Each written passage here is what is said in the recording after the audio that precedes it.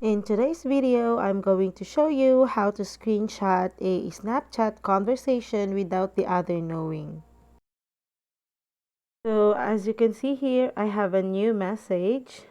So what I'm gonna do first is put my phone on airplane mode. Just make sure the Wi-Fi is not on, and then open the conversation and screenshot.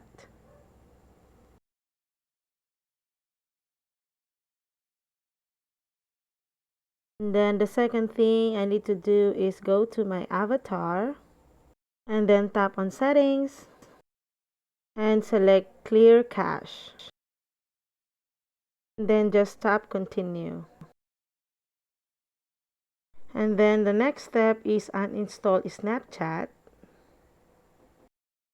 And then you can now open your Wi-Fi or your data and install it on your Play Store. So once you're done installing the Snapchat application, you need to sign up again.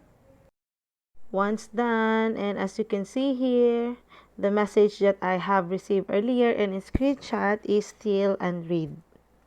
And that's it. That's how to screenshot a Snapchat conversation without the other knowing.